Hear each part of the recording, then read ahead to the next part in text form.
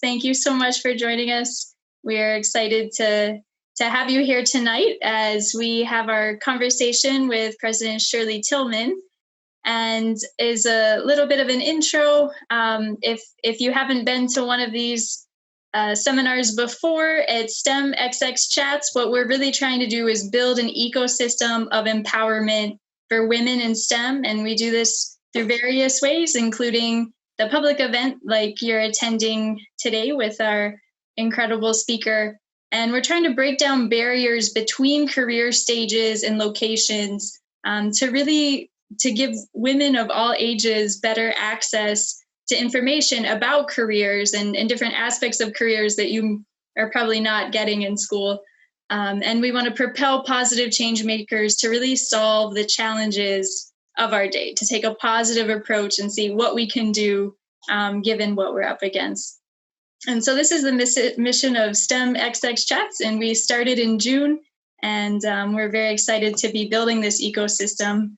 We're coming up, we have 2 more interviews this semester. So in November, we'll be interviewing Professor Paula Hammond, who's the chair of chemical engineering at MIT, and Tina Seelig, who's at Stanford and does a lot of creativity and entrepreneurial kinds of things.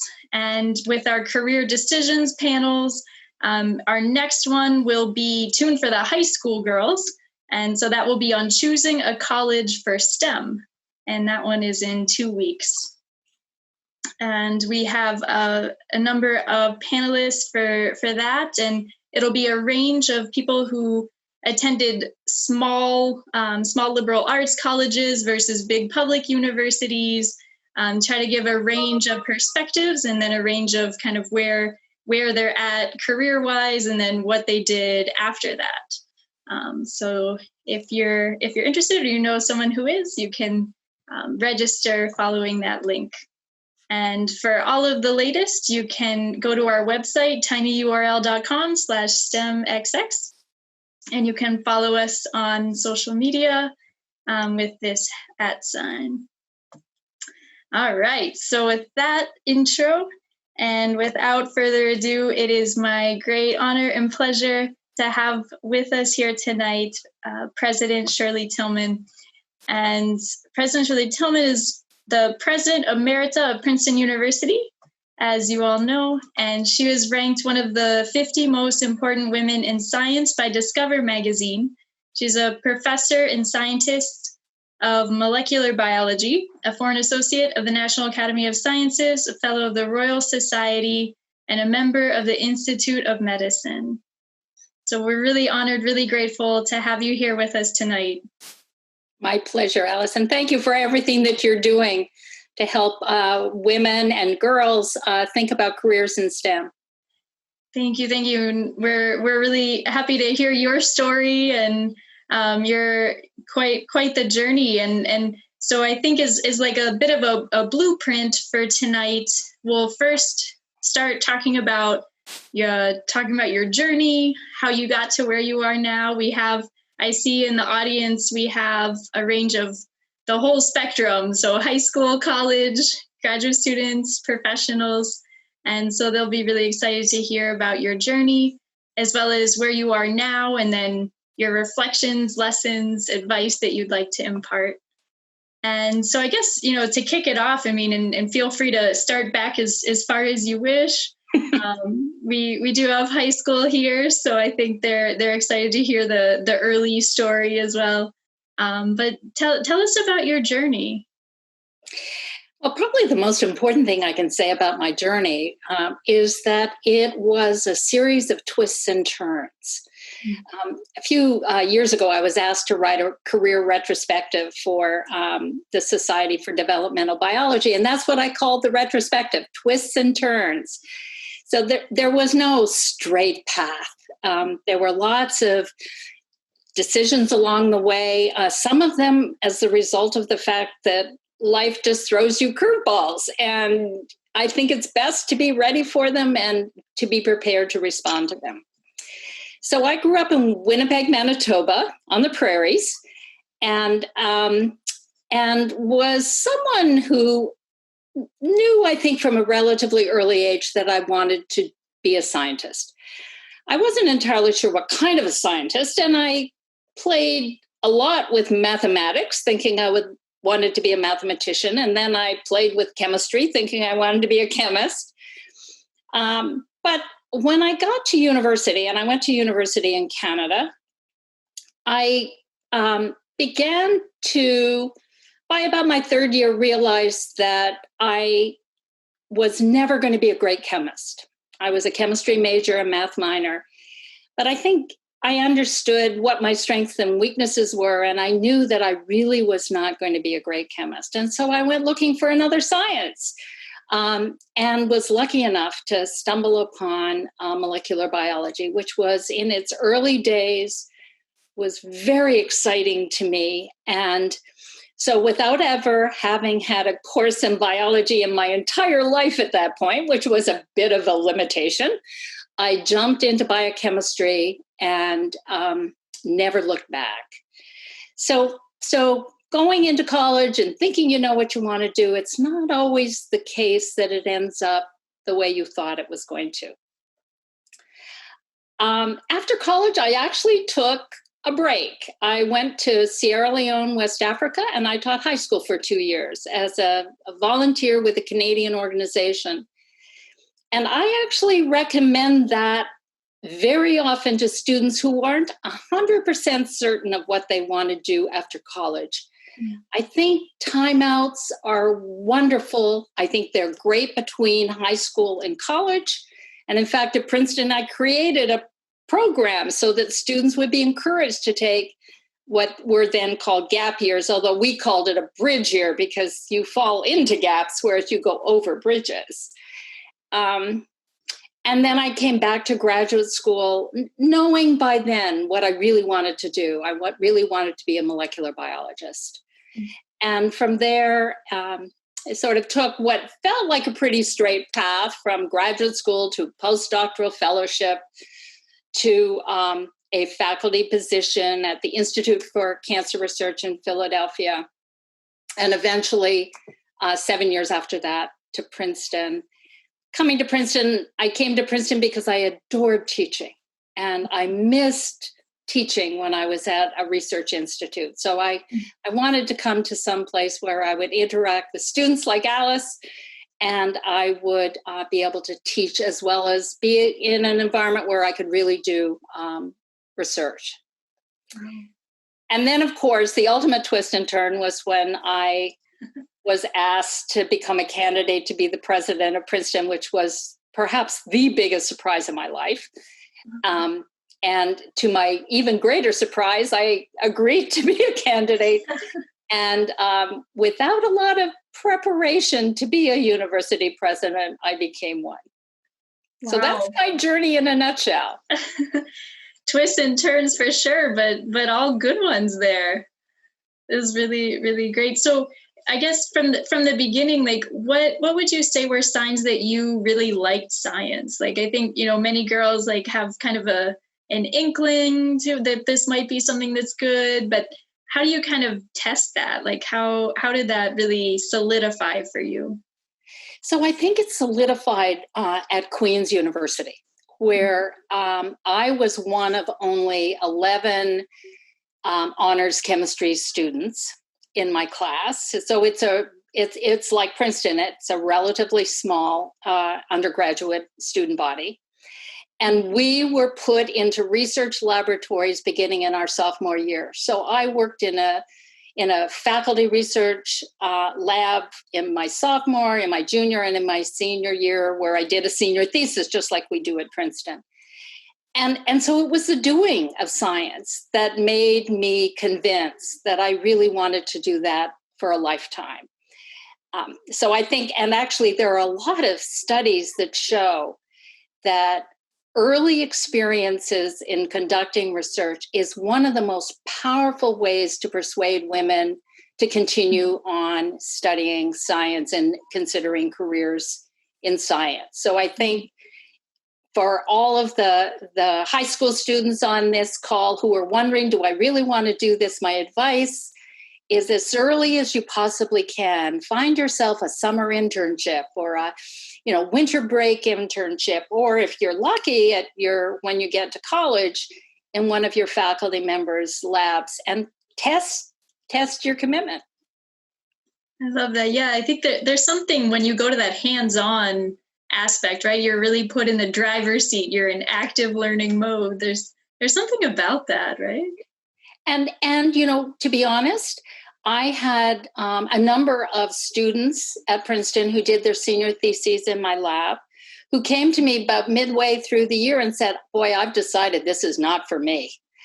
And decided to write a different kind of thesis rather than continuing in the lab. And I think that's just as important and valuable as learning as I was lucky enough to, that it really was what I wanted to do.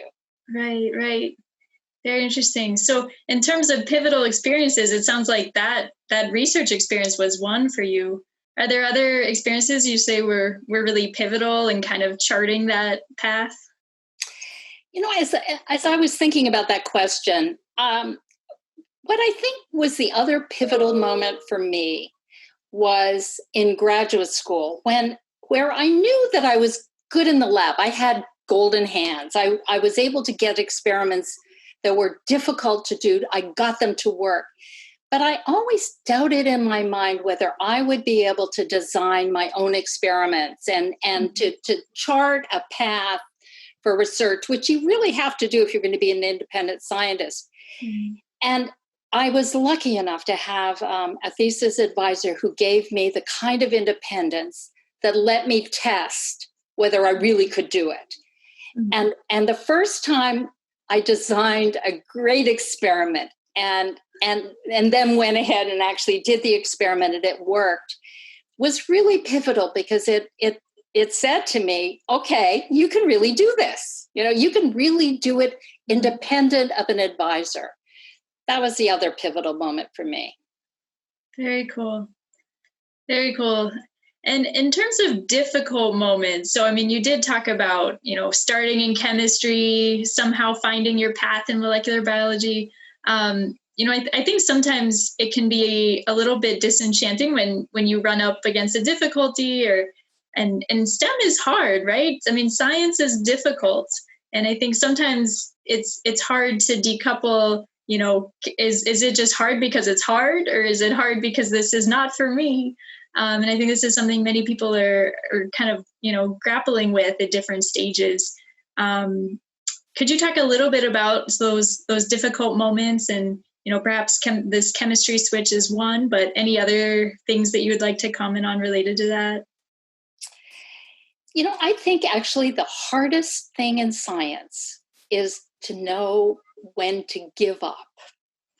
And I don't mean give up science, but give up an experiment. So I'm a pretty stubborn person. And when I was doing an experiment and it didn't work, I was perfectly comfortable to stand back and say, okay, what can I change? What little variable can I tweak? And maybe it'll work the next time. And then I could do it again and I can do it again. But actually for me, the hardest thing was facing the fact it was never going to work. And that I really had to switch gears. And that happens to every scientist I know. There's no scientist where the path is so smooth that you never have to say, okay, this was a great idea, maybe not. But it's time to put it to bed. That for me was the hardest thing. That makes sense.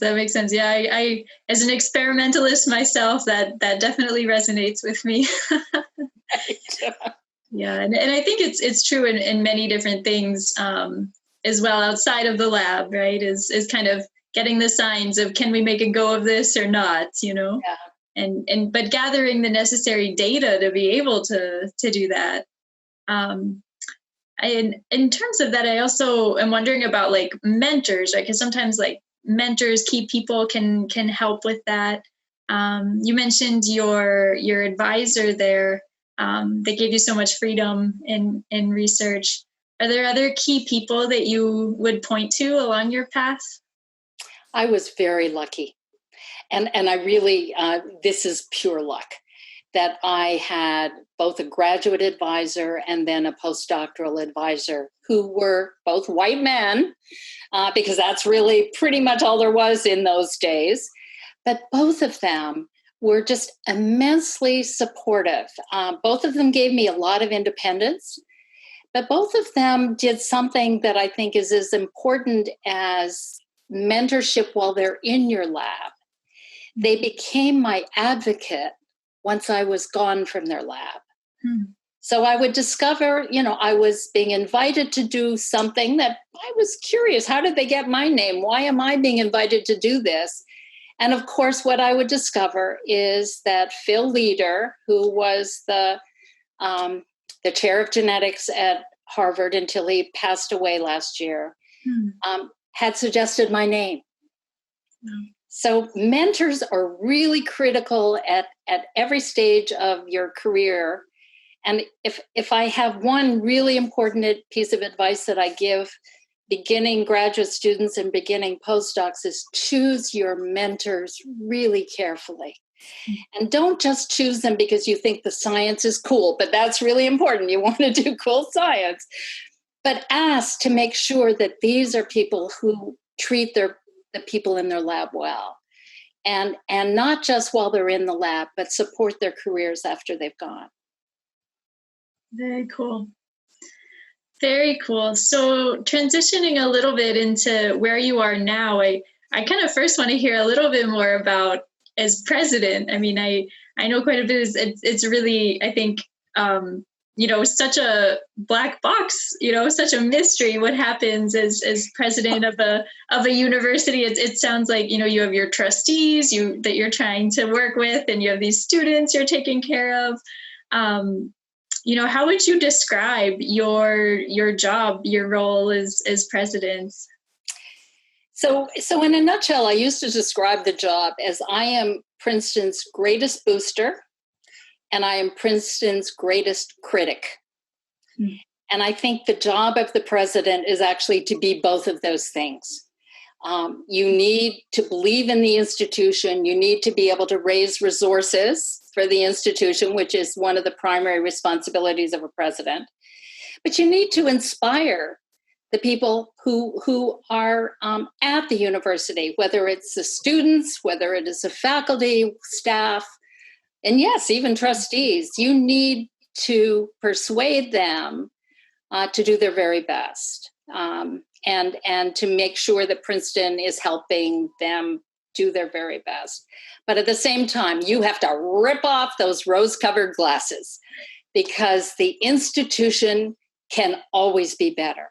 And if you are not on the lookout every moment of every day for ways in which Princeton is not living up to the expectations of its students and its faculty, then you're not doing your job. So I think that's kind of the dual role of the president. Very cool. Very cool. And then as a professor, how would you kind of describe that role for our high school students in particular that haven't had as much interaction with professors? Well, professors are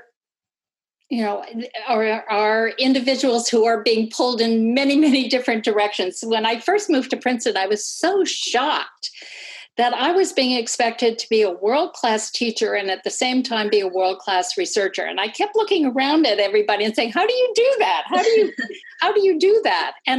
But actually, the amazing thing is that after about a year of teaching at Princeton, the light bulb finally went off in my head. And what I realized is that I was becoming a much better scientist because I was teaching.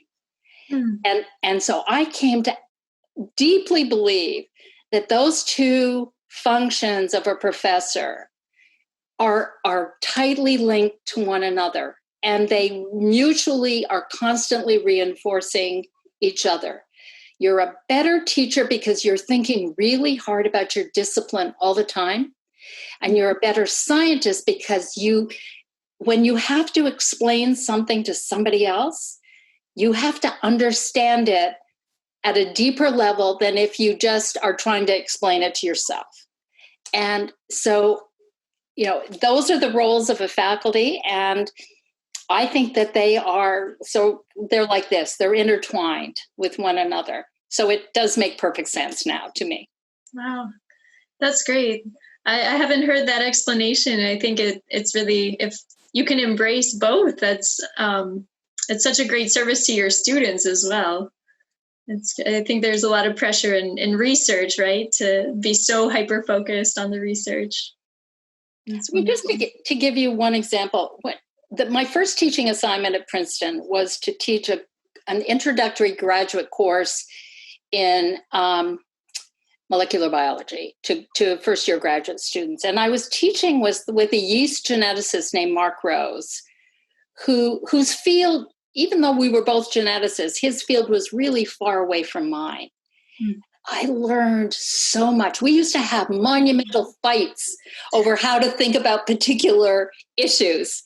But in those fights, it forced me to think much more clearly and deeply about what I was doing in my own work. And eventually it had a huge impact on actually what I decided to work on. So it really taught me that teaching is a way to become a better scientist. Very good. And can you tell us a little bit about your research? So I am a mammalian developmental geneticist, big mouthful. And I spent my career really trying to understand the genes in the mammalian genome that direct the development of a fertilized egg into a fully formed embryo, and how those genes are organized in the genome, how they get turned on and turned off at exactly the right moment in development, and then how they regulate things like cell determination and growth. So interesting. Very cool. And in terms of day in the life, I mean, now is a bit unusual, but typical day in the life, how would you kind of capture that? Well, as you say, if we were talking about now, it is quite different, although I'm amazed at how much work I am able to do sitting in my home in Princeton, New Jersey, where I have been since the middle of March, until a month ago, with my daughter, son-in-law, and 2 grandchildren who were refugees from a small New York City apartment. Oh my. So I can tell you that my sympathy for caregivers of small children, my grandchildren are 4 and 6, caregivers to small children who are trying to work at the same time as take care of children, my sympathy for them is sky high. It is one of the hardest things I think I've ever tried to do. Happily, they're back in New York City and the kids are actually in school, but which is where they belong. But that occupied a lot of my summer, I can tell you. So one of the great things about leaving the presidency, I loved doing the job, but 12 years was enough, was that I was able to choose to do all kinds of different things. So for a while, believe it or not, and I'm only mentioning this because of tonight is the night it is, the night of the vice presidential debate, I served on the Federal Debate Commission and actually was part of the group that organized the 2016 debates between Hillary Clinton and Donald Trump. That was an interesting experience, I can tell you.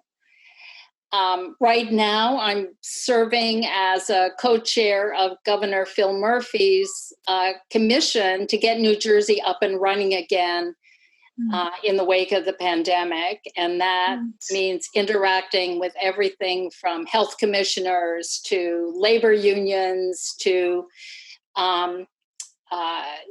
people, secretaries of education who are trying to get the schools open again. And that's pretty interesting. And maybe the last thing I will tell you that I've been doing recently, or in the last 3 years, is I've been serving on a group that is trying to rationalize our vaccine development and policy for the world, not just for this country, but for the world. And so, as you can imagine, our work suddenly took on an urgency that, is out of proportion to everything that we had been thinking about until this year. So we have just spent a lot of time thinking about how to improve the quality of vaccine development. So if and when, because it will be when the next pandemic happens, we want to be better prepared than we were this time. Wow. Wow, fascinating and super valuable work. It's really great, and such a variety too you've been able to be a part of. Very cool. Awesome. All right, so now comes reflections, lessons, and advice, and I think you've been great at pointing these out as we go. But maybe first, high school. Any special messages, or thinking about yourself as a high school student, what message you would have for our high school population? The first thing I would say is stop worrying. And stop worrying that you have to know exactly what it is you're going to do once you get to college, once you get out of college, once you get a job. There is going to be a lot of time where you are going to be able to make some of those key decisions. You're going to do it with a lot more information than you have right now. So be kind to yourself. Give yourself a break. And realize that you should be doing what interests you most right now. You are what you do when you get up in the morning. And if you're not doing things that give you joy and give you satisfaction, it's a lost opportunity. So that would be my advice to high school students. Lots of time to make decisions. That's great. That's great. And then for college, this is a group that you have a lot of experience with. Yeah. Dealing with college students at various stages. Well, one of the things that I think is wonderful about the American higher education system is that it is very flexible. And it just as I was saying to high school students, I think college is not a time where you have to enter knowing exactly what it is you're going to do. We did a survey a few years ago at Princeton, and we found that 70% of students changed their mind on what they studied from the time they fill out their application and give us a sense of what they would like to study. That's the most common thing. Those like Alice who didn't change their mind are actually more rare. The other is this will be the only time in your life, I suspect, where you are being given free rein to explore, the breadth of human knowledge and take advantage of it. That's another thing that is really wonderful about the American system. The liberal arts education that most of you, I suspect, are engaged in gives you freedom to read English literature while you're studying physics and think about moral philosophy while you're doing chemical experiments. And take advantage of it, because it gets harder and harder and harder as you go on to maintain that breadth in your life. So that's my advice, is take advantage of those years. And also, of course, as all of you who've graduated from college now know, it goes by really, really, really fast. It's true. It's true. Very good. Wonderful. And I guess then I would ask, just in terms of, people who are really excited about the possibilities of STEM, what would you like to impart to this future of STEM in terms of, being positive change makers in this space, in terms of the kinds of questions, the kinds of problems that we can answer about how we do our science? Yeah. Anything there? The thing that I've been thinking about more than anything recently with respect to that very broad question that you've asked is how you think about the question you want to study and how you think about its relationship to what goes on in the rest of the world. And I want to be clear here.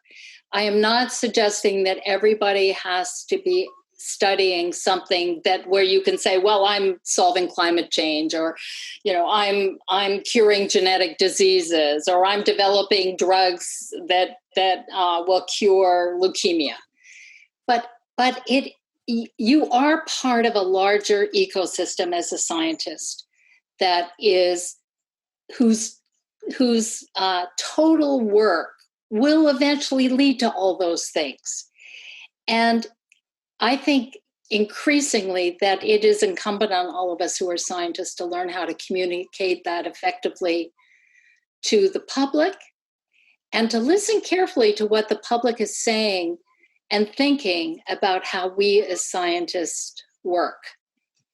And I don't think we emphasize that very often in graduate school, but as I watch what is happening to the dialogue, the narratives in the United States right now about the role that science plays in our society, I worry, and I think it's going to become increasingly important that we all take some role in making sure that those who are not scientists understand what it is we do and why we do it.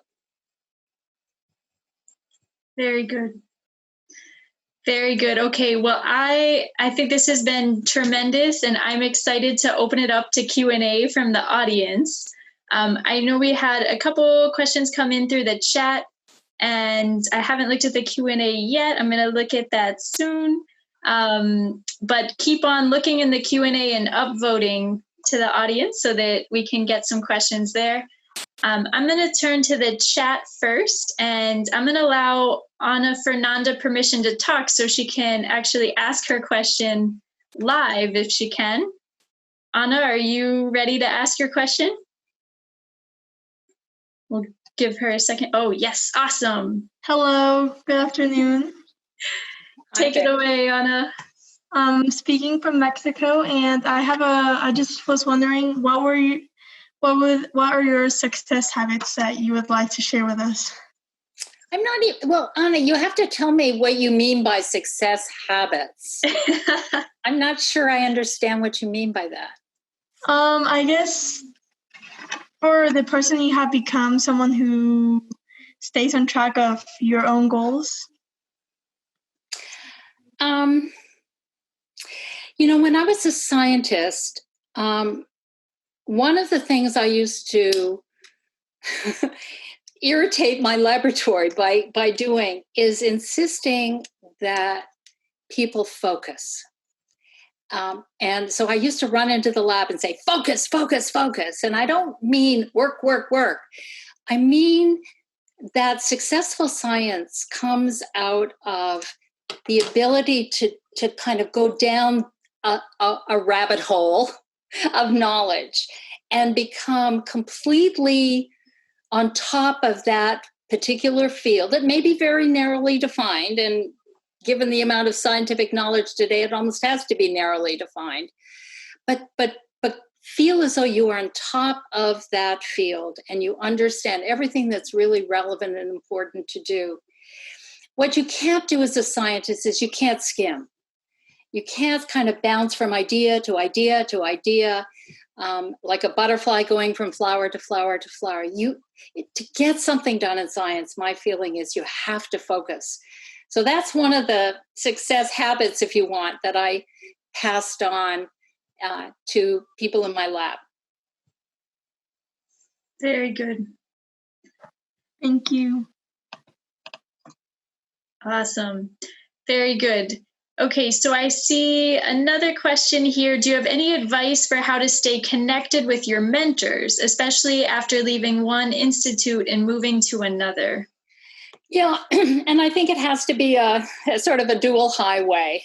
Your mentor has to want to keep in touch with you, and you want to reciprocate. So I think looking for opportunities when you're attending the same meetings to get together, inviting your mentor to come and speak at your institution is a great way to stay in touch with your mentor.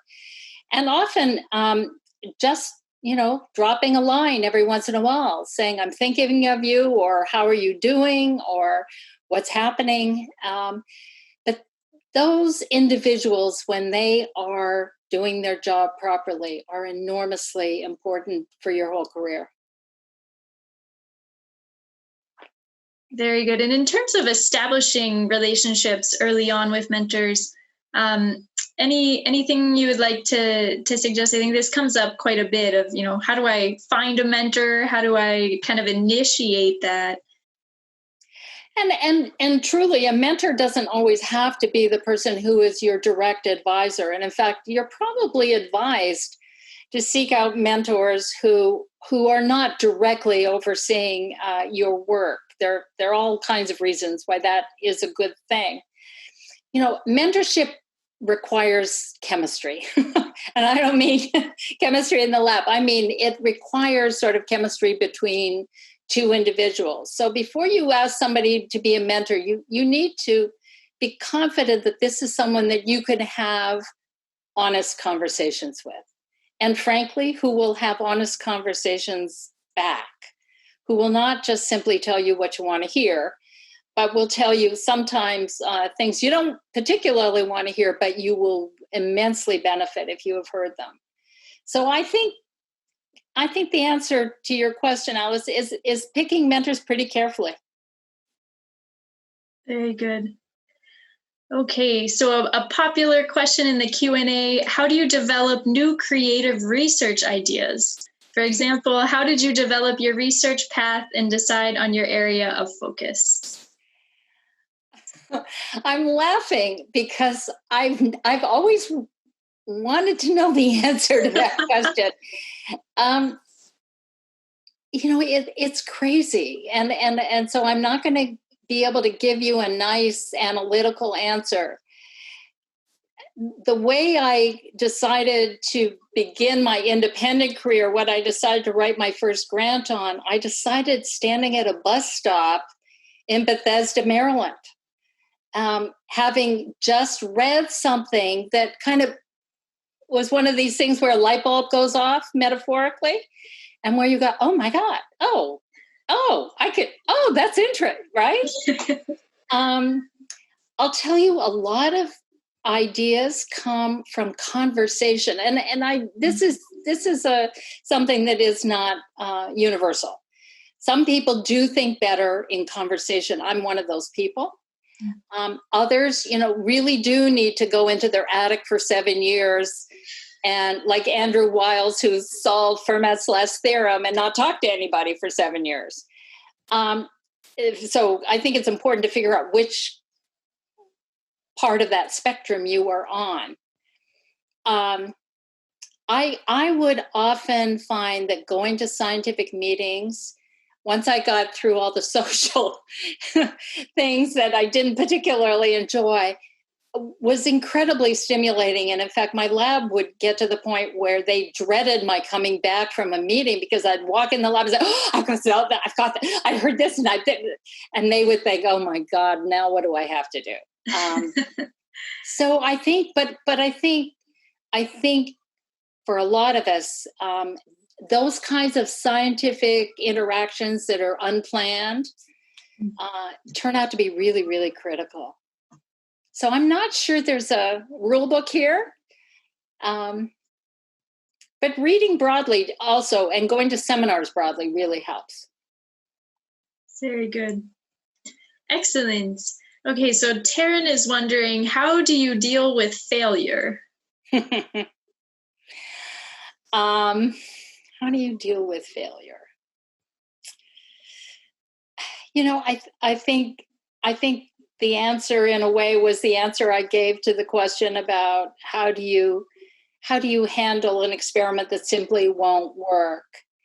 One is not to beat yourself up. We all fail. One of the best pieces of advice I was given when I first became president was from a trustee who said, look, you're going to make lots of mistakes. And because everybody makes lots of mistakes. It wasn't a criticism of me. He said everybody makes mistakes. And what you need to do is recognize them as quickly as you can. Figure out which ones you can fix. And for those that you can't fix, move on. And it was actually a huge comfort to me as I began to make my first mistakes as president, is to realize, okay, that's a mistake. I made it. If I can, I'm going to fix it. And often one of the ways of fixing mistakes is apologizing. So another really critical lesson I learned probably too late in life, largely as president, is that when you're wrong, apologize, admit it, and move on. So I think that's all you can do. Very good. Excellent. So similar to that, we have a question related to imposter syndrome. So how do you overcome feeling like an imposter at times? I think every single person I know, male and female, experiences imposter syndrome at some point in their life. I think women are probably more susceptible to it than men, but I think it's a universal phenomenon. For me, what has helped me most is finally being able to name the phenomenon. So now when I catch myself doing it, I say, aha, I just fell victim to imposter syndrome. And I know where it's coming from. I know that it is, deleterious. And I'm going to just get beyond it. And so I actually think we're all so much better now that we can name it. Now we know how to recognize it than in the old days when, it just swamped us all the time. Very good. Excellent. So we have a COVID-related question. If you can get out your crystal ball. The question is, as a molecular biologist, how do you think COVID-19 will play out in the next couple of years? Will there be any lasting impacts in colleges and going into the workforce?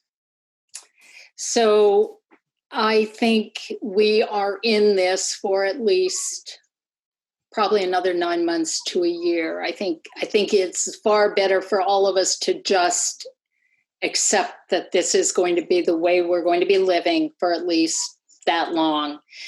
That's probably optimistic. I follow Tony Fauci religiously, and I think he is right from everything I've heard from the experts that we may indeed have a reasonable vaccine, meaning safe and somewhat efficacious, not necessarily perfectly efficacious, sometime in the winter, and meaning after the new year.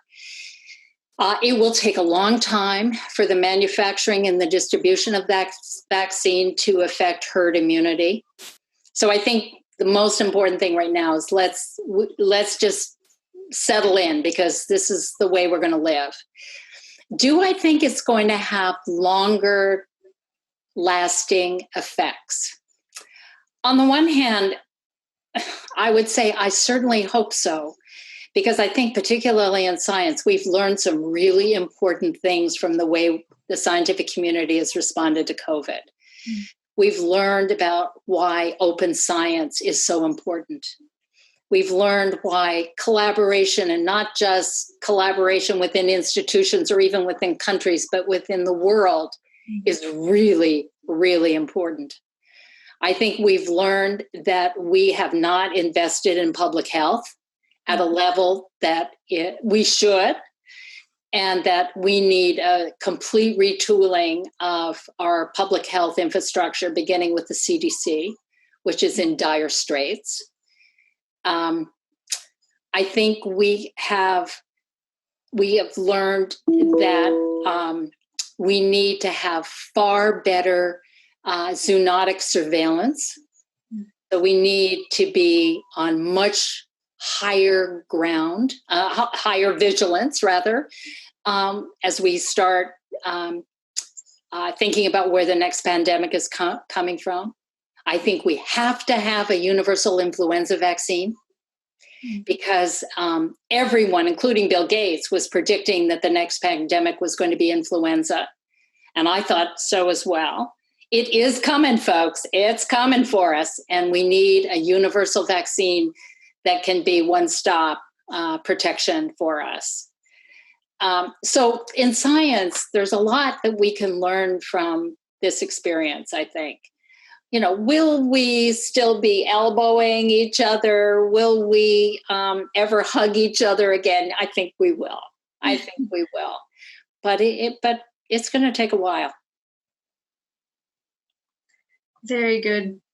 All right. So I think I'll go with perhaps one last question, and this is related to your being a mom and a scientist. So any challenges you would like to relay related to raising a family and being a professor or scientist at the same time? Any advice you have for those who are looking to start a family and continue a career in academia?